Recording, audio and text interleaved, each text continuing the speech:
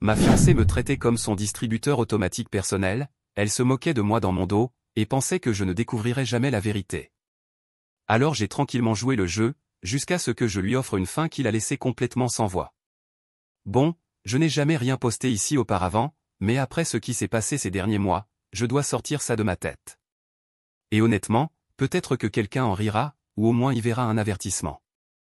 Ce n'est pas une histoire de misère à la richesse ou quoi que ce soit, juste un mec ordinaire qui s'est fait avoir et qui a fini par craquer.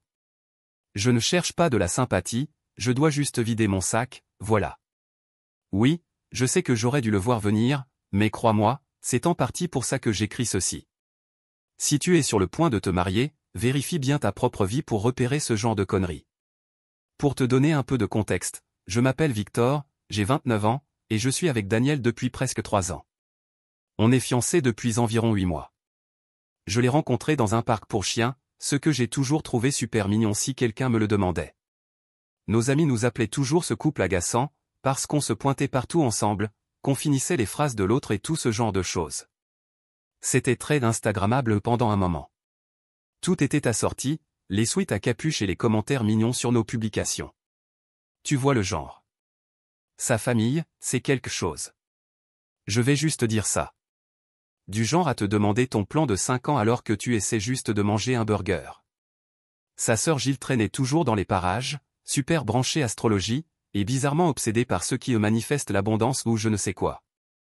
La mère de Daniel, Anita, est la reine des textos du style « je fais juste un petit coucou ».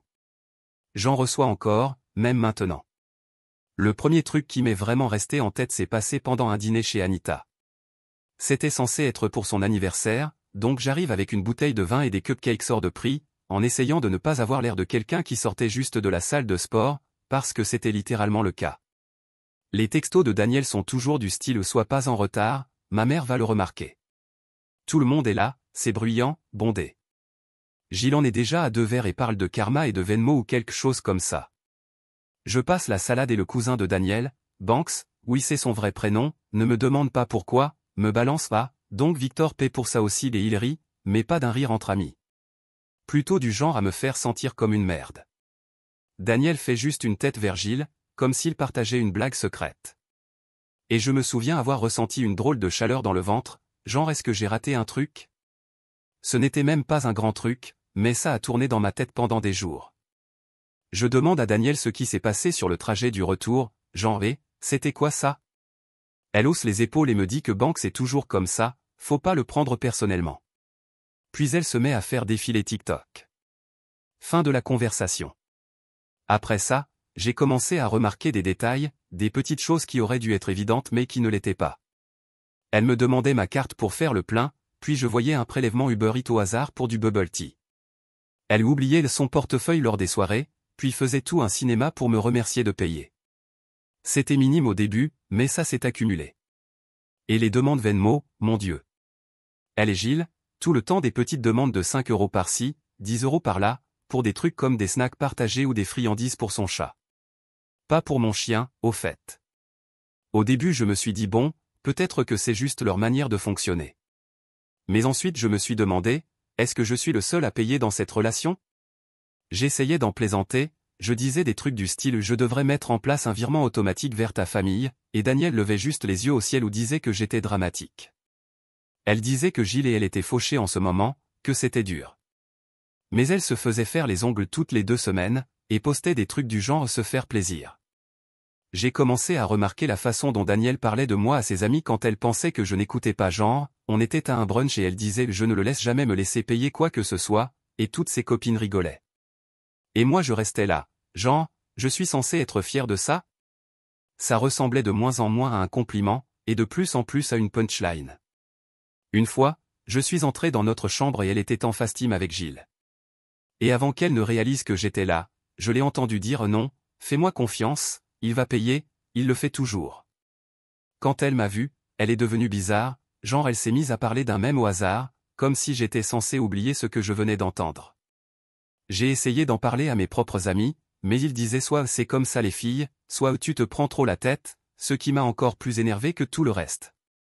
J'ai appelé mon frère un soir après quelques bières, et je lui ai demandé s'il avait déjà eu l'impression que sa copine attendait de lui qu'il paie tout.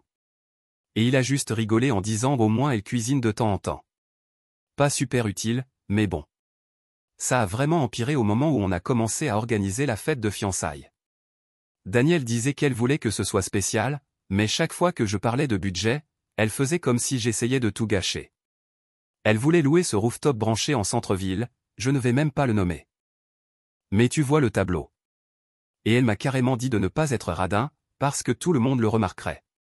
Ce qui m'a vraiment fait péter les plombs, et je ne sais même pas si je suis fou ou pas, c'est quand je l'ai vu envoyer un message à son amie Joanne pour lui dire qu'elle profitait de ses fiançailles autant qu'elle le pouvait. Je l'ai vu seulement parce qu'elle avait laissé son téléphone sur le canapé et que je cherchais mes écouteurs sous un coussin. Je ne fouillais pas, j'étais juste là. Elle est revenue, m'a arraché le téléphone des mains et a claqué la porte de la salle de bain. Je l'ai entendu au téléphone avec Gilles juste après, chuchotant que j'avais vu, mais que je passerais à autre chose. J'ai frappé et demandé si elle voulait parler, et elle a juste crié que j'étais contrôlant et que je devais la laisser tranquille. Le lendemain, elle a fait comme si de rien n'était, me demandant si je voulais aller à Target avec elle et si je pouvais payer les courses parce qu'elle avait oublié son portefeuille.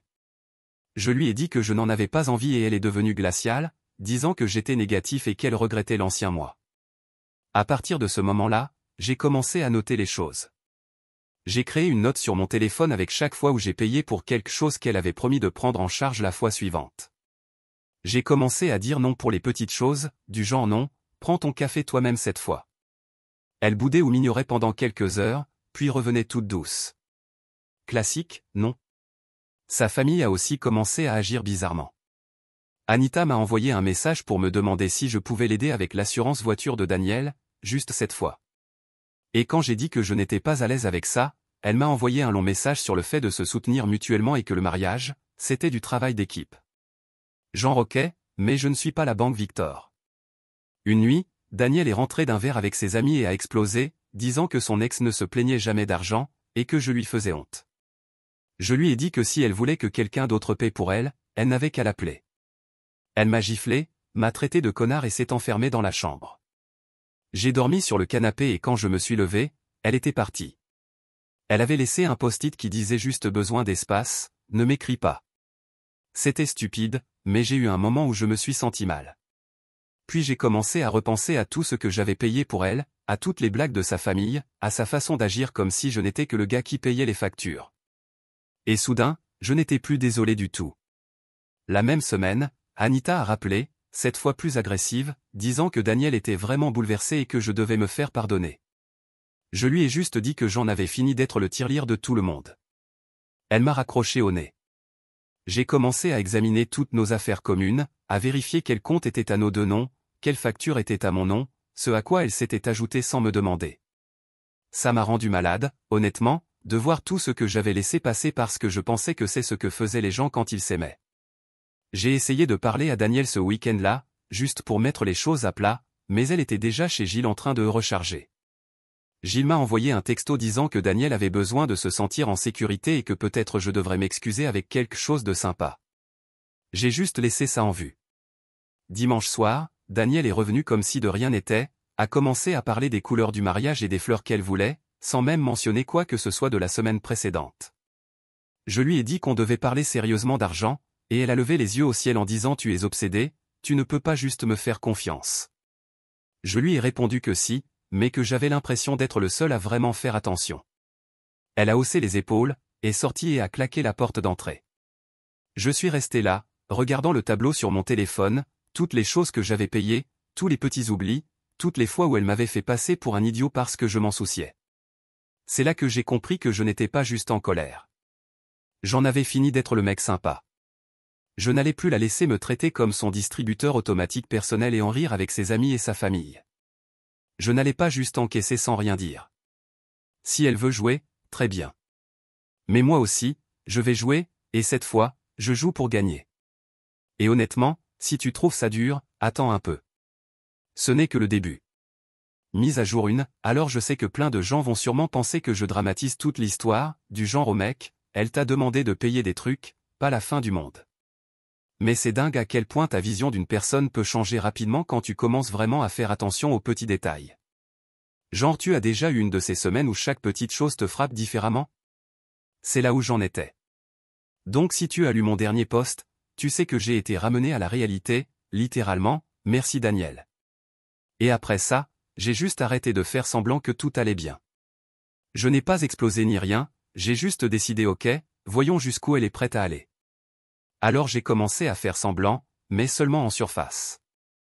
Ce n'était pas un grand plan au début, juste moi qui étais fatigué, amer, et qui voulait voir si j'étais vraiment fou ou si elle faisait vraiment ce que je soupçonnais. Donc d'abord, j'ai arrêté de proposer. Genre plus de tu veux un café, quand je sortais, ou acheter des snacks pour nous deux. Je ne payais que si elle me le demandait, et même là, j'hésitais, je traînais ou je disais que j'avais oublié mon portefeuille. Et elle s'agaçait, mais jamais franchement. Juste un petit soupir ou un regard. Puis elle redemandait 5 minutes plus tard, comme si elle s'attendait à ce que je cède. Parfois je cédais, parfois non. J'ai commencé à tout noter dans mon application Notes, chaque fois qu'elle empruntait de l'argent ou disait qu'elle paierait la prochaine fois. C'était honnêtement déprimant de voir à quelle vitesse la liste grandissait. Le truc bizarre suivant, c'est à quel point son attitude a changé rapidement. Elle est devenue beaucoup plus flirteuse en public, voulait soudain poster des photos de couple mignonnes, me taguer et tout, comme si elle essayait de prouver quelque chose. Mais à la maison, elle ne me parlait presque pas, restait collée à son téléphone ou en FaceTime avec Gilles pendant des heures, et si j'essayais de participer, elle disait que c'était du temps entre sœurs, peu importe. J'ai commencé à mettre les discussions de groupe en sourdine juste pour voir si quelqu'un remarquait, personne ne l'a fait. Gilles m'envoyait des TikTok au hasard sur la manifestation de richesse ou autre, puis me faisait une demande Venmo de 5 € pour travail émotionnel. Je ne plaisante même pas. Au début, je croyais que c'était une blague, mais ensuite Daniel a commencé à le faire aussi. Genre si je me plaignais de quelque chose, je recevais une demande Venmo pour frais d'écoute. C'est drôle maintenant, mais à l'époque c'était juste bizarre. L'organisation de la fête de fiançailles est devenue un vrai bazar. Daniel était obsédé par cette histoire de rooftop, elle disait qu'elle voulait surpasser le mariage de sa cousine. Mais elle oubliait sans cesse de me montrer les factures. Elle mentionnait juste les prix, genre oh, c'est seulement 200 € par personne, comme si c'était rien.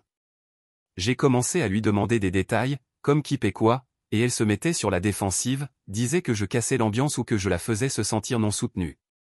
Je lui ai dit que je paierais ma part, mais pas pour toute sa famille. Elle a levé les yeux au ciel et m'a traité encore de radin.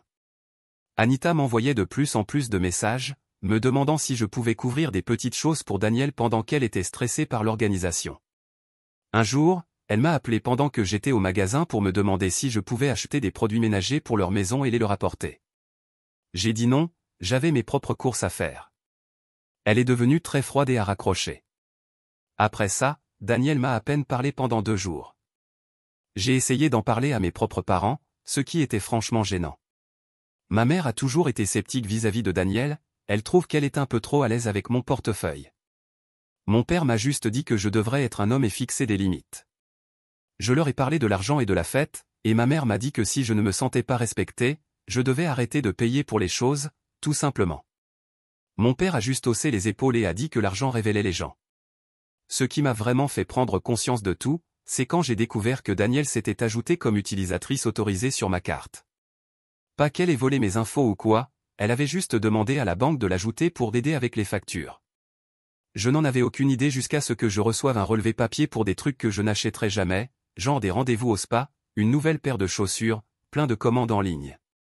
Je lui ai demandé ce que c'était, et elle a juste dit qu'elle pensait que ce serait plus simple si on partageait tout maintenant, vu qu'on allait se marier de toute façon. Je lui ai dit qu'elle aurait dû me demander d'abord, et elle a rigolé en disant que j'étais parano. Je n'ai pas crié, j'ai juste pris ma carte, appelé la banque, demandé à la faire retirer immédiatement et j'ai changé tous mes mots de passe. Elle s'est énervée, a dit que je réagissais de manière excessive, a claqué la porte de la chambre et a appelé Gilles. Je l'ai entendu dire à Gilles que je devenais comme mon père, peu importe ce que ça voulait dire. Après ça, elle a commencé à agir bizarrement avec son téléphone et son ordinateur portable, les cachant quand j'entrais dans la pièce ou tournant l'écran si je m'approchais. Un soir, je suis allé chercher son chargeur dans la chambre et j'ai vu son ordi ouvert avec un tableau Excel à l'écran, pas caché ni rien, juste ouvert.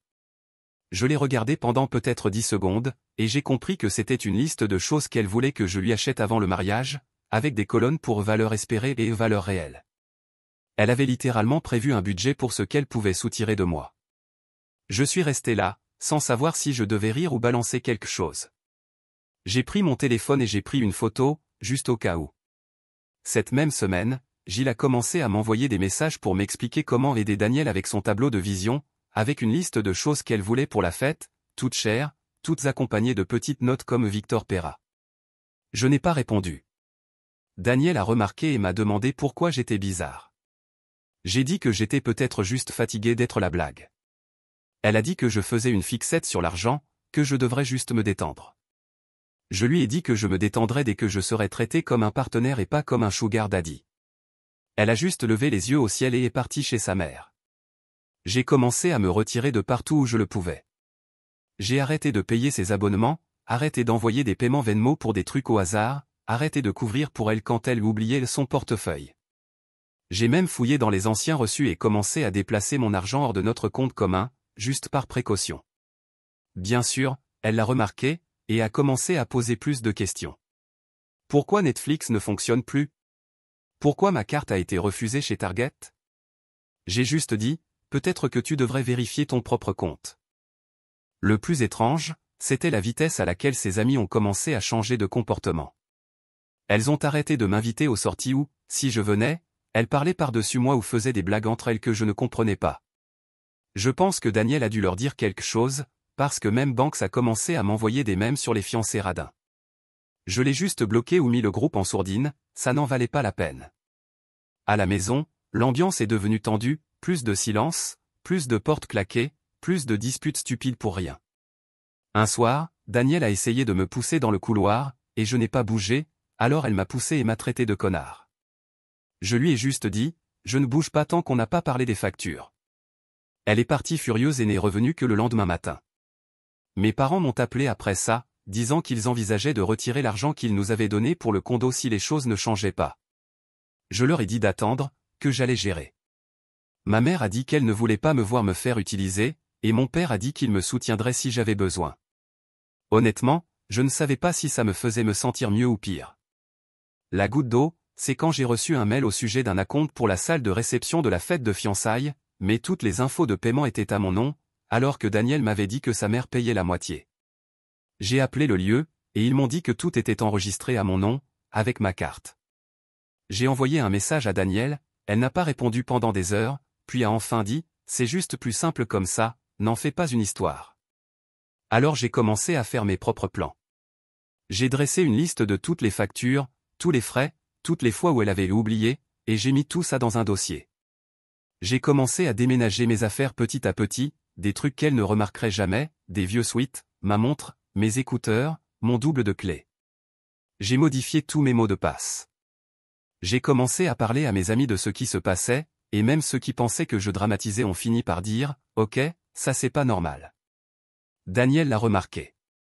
Elle m'a demandé si j'étais en colère pour quelque chose. Je lui ai juste dit que j'en avais marre d'être traité comme une blague. Elle m'a dit que si je voulais partir, je n'avais qu'à le dire. Je lui ai répondu non, je veux que tu saches ce que ça fait d'être tenu à l'écart. Pour une fois, elle n'a pas aimé. Elle a encore claqué la porte. Je m'en fichais, je crois que c'est là que j'ai compris que je n'avais plus peur qu'elle parte, j'étais juste en colère. Il m'a fallu tout ce temps pour commencer à riposter. Et crois-moi, je n'en avais pas fini. Loin de là. Mise à jour 2, les choses sont devenues un peu bizarres après que j'ai commencé à me retirer. Pas seulement entre Daniel et moi, mais avec tout le monde, tout le cercle. Un matin, elle avait laissé son téléphone sur la table de la cuisine, et il n'arrêtait pas de vibrer, plein de messages, mais au lieu des trucs habituels de groupe, c'était que des messages de sa mère et de Gilles. Des trucs du genre ne le laisse pas te manipuler ou assure-toi qu'il ne touche pas au fond pour la fête. Je suppose que c'était le signe que les choses allaient devenir vraiment bordéliques. J'ai juste versé mes céréales et suis sorti promener mon chien, en scrollant mes propres textos, à moitié en train de me demander qui était encore de mon côté à ce stade, s'il y en avait encore. Les 2 semaines suivantes, j'étais à fond dans mon tableau Excel, je gardais tous les reçus, je vérifiais tout, je contrôlais mes relevés bancaires 2 ou 3 fois. J'ai commencé à bloquer les comptes communs, pas à les fermer, juste à m'assurer que rien ne pouvait sortir sans mon accord. Daniel l'a remarqué immédiatement, parce qu'elle est rentrée de chez Target avec 3 sacs, a essayé de passer la carte, et elle a été refusée. Elle a balancé les sacs par terre et m'a dit que j'étais contrôlant. J'ai répondu, tu veux en parler ou tu vas juste tout balancer par terre? Elle m'a poussé, a pris ses clés et est partie. Elle n'est pas rentrée cette nuit-là. J'ai envoyé un texto à ma mère pour la tenir au courant, et elle m'a dit de tout documenter, au cas où ça tournerait mal. Mon père m'a appelé pour savoir si j'étais en sécurité, genre, il pensait que j'allais me faire agresser pour ma carte de débit ou je ne sais quoi. Je lui ai dit que j'avais la situation en main. Honnêtement, j'étais en colère, mais je n'avais pas peur. Je voulais juste récupérer ma vie. La planification de la fête est devenue encore plus stupide. Daniel et Gilles m'envoyaient des liens vers des lieux hors de prix, genre réservons juste ou finissons en. Mais à chaque fois que je demandais un budget ou une répartition, elle disait que c'était la tradition que ce soit l'homme qui paie. J'ai demandé si Anita allait participer, et Daniel a juste dit qu'elle allait trouver une solution. Ensuite, Banks, le cousin, pas la banque, a recommencé à m'envoyer des mèmes sur les fiancés fauchés et à me taguer sur les réseaux. Je l'ai bloqué, puis débloqué juste pour le rebloquer. Puéril, mais peu importe.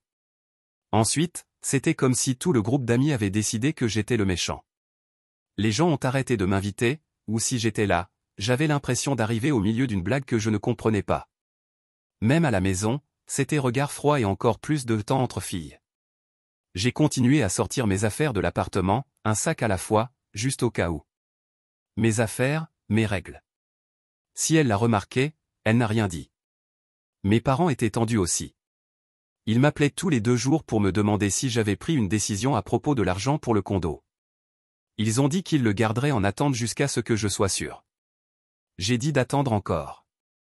Ma mère a dit qu'elle n'avait jamais aimé la façon dont Daniel parlait d'argent, et que si j'avais besoin de quoi que ce soit, je devais l'appeler elle en premier. Pour une fois, j'ai commencé à écouter. Un soir, Daniel rentre tard, riant fort avec Gilles sur haut-parleur. Elle laisse tomber son sac dans le couloir, enlève ses chaussures et file directement au frigo. Je lui demande si on peut parler des factures, elle répond « Pourquoi tu es obsédé par l'argent, tu ruines l'ambiance ». Je lui dis que je ne paierai pas pour une fête à laquelle je n'ai même pas été invité à participer. Elle se met à rire, dit que je suis paranoïaque et claque la porte du frigo. Puis elle passe à côté de moi et me pousse légèrement l'épaule, juste assez fort pour faire passer un message. Je vais vérifier le calendrier et bien sûr, elle a programmé une dégustation au rooftop à mon nom. J'appelle l'endroit et je demande qui est responsable de la compte. Ils me répondent, c'est vous Victor, c'est votre carte. Je leur dis d'annuler tout, pas d'acompte, pas de réservation. Ils me disent d'accord, mais que ce sera compliqué à reprogrammer. Je réponds, ce n'est pas mon problème.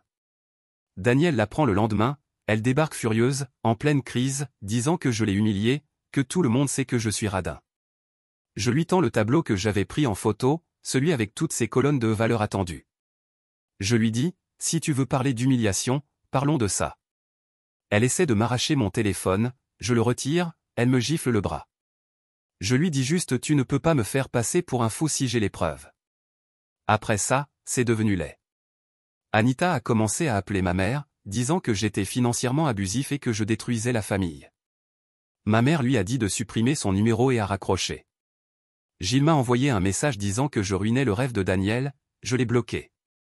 Les amis de Daniel ont commencé à m'envoyer des messages privés du genre « T'es même pas un vrai homme si tu peux pas subvenir ». J'ai tout ignoré. J'ai commencé à dire clairement aux gens que je ne paierais pas pour la fête. J'ai rappelé le lieu de réception et leur ai dit d'envoyer toutes les factures à Daniel. J'ai vérifié tous les comptes et me suis retiré de tout ce que je pouvais. J'ai même appelé la compagnie d'électricité pour m'assurer que mon nom n'était plus sur ces factures. Elle s'est énervée, a essayé de me pousser dans le couloir, je suis juste resté planté là jusqu'à ce qu'elle fasse le tour. Ensuite, Daniel a tenté d'émouvoir mes parents, leur disant que je perdais pied et que j'avais besoin d'aide. Mon père a juste ri et dit que peut-être elle devrait chercher un boulot. Après ça, elle n'est pas rentrée à la maison pendant quelques nuits, restait chez Gilles. Quand elle rentrait, c'était porte claquée et regard glacial. La veille de la fête censée avoir lieu, je reçois un appel du lieu de réception qui me demande si tout est maintenu. Je dis, ce n'est pas moi qui décide, demandez à Daniel. Ils me répondent, mais c'est vous qui payez. Je leur dis, plus maintenant. J'envoie un message à Daniel, en copie Anita, Gilles et Banks, disant vous vouliez une fête, débrouillez-vous. Puis j'éteins mon téléphone pour le reste de la journée. Ce soir-là, Daniel rentre à la maison, dit que je l'ai rendue ridicule, que tout le monde est en colère contre elle. Je réponds, j'en ai marre d'être le distributeur automatique et que si elle veut un partenaire, elle devrait commencer à se comporter comme tel. Elle essaie de me gifler encore une fois, rate son coup, puis part en claquant la porte si fort que les cadres dans le couloir ont tremblé. Je me suis assis, j'ai ouvert mon ordinateur portable et j'ai fini de transférer tout mon argent hors de notre compte commun. Je me suis supprimé de tout ce que je pouvais imaginer. J'ai commandé à manger rien que pour moi, je l'ai mangé seul, et je me suis dit enfin, j'en ai fini d'être la blague. Mais le meilleur, c'est que je sais qu'elle ne s'attend pas à ce qui va suivre, et cette fois, je ne me retiens plus. Dernière mise à jour, après l'explosion de l'histoire de la fête de fiançailles, tu penserais que ce serait terminé, mais non. Avec Daniel et sa bande, c'est comme si le drame faisait partie du quotidien. Je m'attendais à ce qu'elle me ghoste ou qu'elle déménage, mais au lieu de ça, elle a fait l'inverse. Tout à coup, elle était partout à nouveau, apparaissant à l'appart à toute heure, m'envoyant des textos genre faut qu'on parle, laissant même des petits mots sur ma voiture. Franchement, c'était presque drôle de voir à quelle vitesse elle est passée de j'ai pas besoin de toi à réparons ça. Mais c'était toujours une question d'argent. À chaque fois. C'est tout ce que ça a toujours été, je suppose. Premier truc bizarre, elle a commencé à jouer la carte de la douceur, genre me faire du café le matin, demander si je voulais regarder quelque chose ensemble, mais juste après, elle ramenait les factures sur le tapis ou demandait si j'avais déjà payé l'internet. Un jour, elle a même dit, peut-être qu'on devrait tout remettre en commun, ce serait plus simple. J'ai rigolé et dit, tu peux gérer tes propres affaires maintenant, non? Elle n'a pas aimé, a juste haussé les épaules et quitté la pièce. Anita a recommencé à m'envoyer des textos, mais maintenant c'était des trucs de type juste un coucou, genre j'espère que tu prends soin de Daniel, elle est tellement stressée, peut-être que tu pourrais l'aider pour les courses cette semaine. J'ai ignoré. Puis j'ai reçu un message de Gilles, juste une longue série d'émojis, suivie d'une capture d'écran d'un mème sur les mecs fauchés.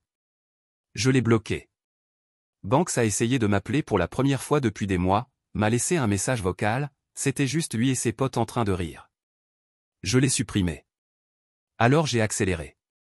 J'ai fini de sortir toutes mes affaires de l'appartement, tout ce qui avait de la valeur, toute ma tech, les affaires de mon chien, même ma collection de sweats.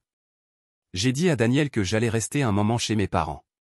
Elle a dit très bien, comme si j'en avais quelque chose à faire. Elle a claqué la porte, et c'était fini. J'ai rencontré mes parents pour parler de l'argent du condo. Ils m'ont demandé si j'étais sûr. J'ai dit oui, je ne fais plus ça.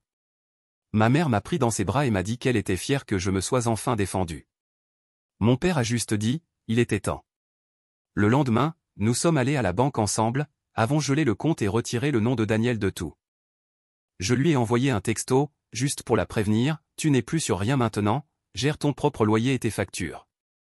Elle a répondu, tu es en train de ruiner ma vie. Puis sont venues les véritables explosions. Daniel a essayé de retourner la situation auprès de sa famille, elle a dit à tout le monde que je l'avais abandonné et laissé sans rien.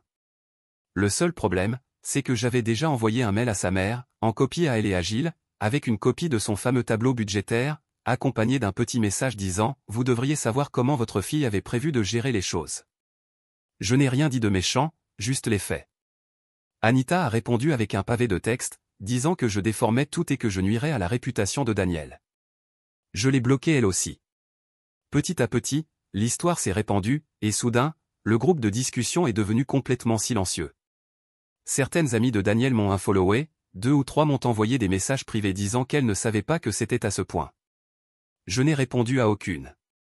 Daniel est venu une fois chez mes parents, a frappé à la porte en criant que je lui devais quelque chose et qu'elle allait dire à tout le monde que je l'avais abusé si je ne l'aidais pas à payer ses cartes de crédit. Mon père a ouvert la porte et lui a dit de partir. Elle a essayé de le pousser pour entrer, mais il est juste resté immobile jusqu'à ce qu'elle abandonne et reparte. Après ça, elle a tenté la carte de la pitié. J'ai reçu un long message expliquant à quel point sa vie était difficile, qu'elle ne m'avait traité comme un portefeuille que parce que c'est ce que sa mère avait toujours fait avec son père, et qu'elle ne connaissait rien d'autre. J'ai juste répondu, débrouille-toi, j'en ai fini. Elle a répondu, tu le regretteras. Je l'ai laissé en vue. La dernière fois que je l'ai vue, c'était à l'épicerie, de tous les endroits. Elle était avec Gilles, toutes les deux faisaient comme si elle ne m'avait pas vu, mais j'ai surpris Daniel en train de regarder ce qu'il y avait dans mon chariot, et elle a levé les yeux au ciel en voyant que j'avais acheté un paquet de ramen. J'ai juste rigolé, secoué la tête et suis sorti. Mes parents m'ont demandé si je voulais essayer de lui parler, juste pour tourner la page, mais honnêtement, je n'en voyais pas l'intérêt. Je n'étais plus en colère comme avant, juste fatigué. J'ai bloqué tous ceux qui essayaient de me ramener dans le drame, j'ai changé de numéro, j'ai trouvé un nouveau logement, tout à mon nom uniquement. Donc voilà, c'est comme ça que ça s'est terminé. Pas d'excuses, pas de pardon, pas de grands discours. Juste moi, enfin, plus une blague, enfin plus le distributeur automatique de quelqu'un. Je n'ai pas récupéré chaque euro, mais j'ai récupéré ma vie, et ça, c'est suffisant. Parfois, il faut brûler tout le pont juste pour être sûr que personne ne puisse revenir te suivre. Si tu vois des signaux d'alerte, n'attends pas que ça s'améliore. Parfois, la seule façon de gagner, c'est de s'assurer qu'ils perdent. Fort et clair. Et crois-moi, elle l'a entendu.